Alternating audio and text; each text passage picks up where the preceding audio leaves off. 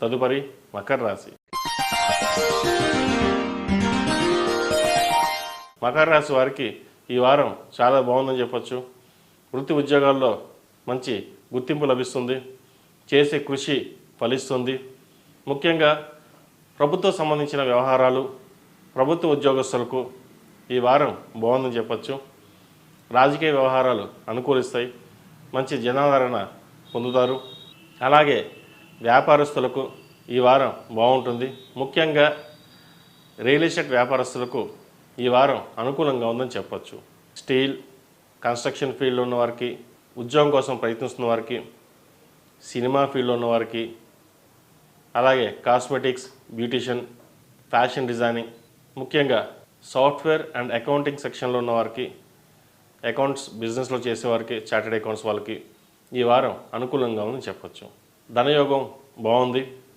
అలాగే వాహన యోగం, గృహయోగం కూడా ఈ వారం వచ్చే సూచన కనిపిస్తోంది. ఈ రాశిలో జన్మించిన స్త్రీలకు వృత్తి ఉద్యోగాల పరంగా, వ్యాపార పరంగా అన్ని అనుకూలంగా ఉంటుంది. అయితే జీవిత భాగస్వామితో చిన్నపాటి విభేదాలు వచ్చే అవకాశం గోచరిస్తుంది. తగాదాలకి దూరంగా ఉండడం చెప్పదగినది. ముఖ్యంగా ఆరోగ్య విషయంలో జాగ్రత్తలు తీసుకోవడం అనేది చెప్పదగిన సూచన. ఏదైనా సరే ఒక నిర్ణయానికి వచ్చినప్పుడు వెనకడుగు వేయరు. ఏదైనా కష్టపడి సాధించాలి, నలుగురిలో మనకు పేరు రావాలి, పేరు రాకపోయినా పర్వాలేదు, అనుకుని సాధించాలనే బాధ్యత, పట్టుదల మీకు ఎక్కువగా ఉంటుంది. అలాగే మీరు ముందుకు సాగండి. ఏ నిర్ణయం సరే ఒక నిర్ణయాన్ని తీసుకునేటప్పుడు అది మంచా చెడా ఆలోచించి ఎవరితోనైనా సరే డిస్కస్ చేసి ముందుకు వెళ్ళండి.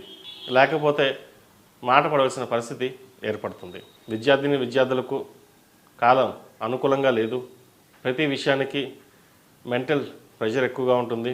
కాలేజీలో కావచ్చు, స్కూల్లో కావచ్చు, యూనివర్సిటీలో కావచ్చు చిన్న ఇబ్బందులు అనేవి ఏర్పడతాయి.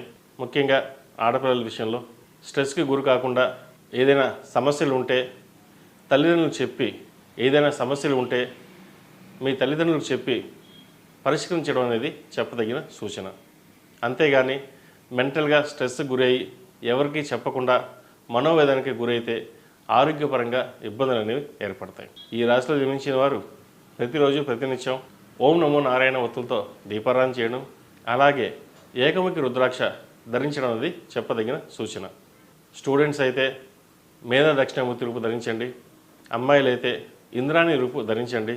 మంచి ఫలితాలు సంప్రాప్తిస్తాయి.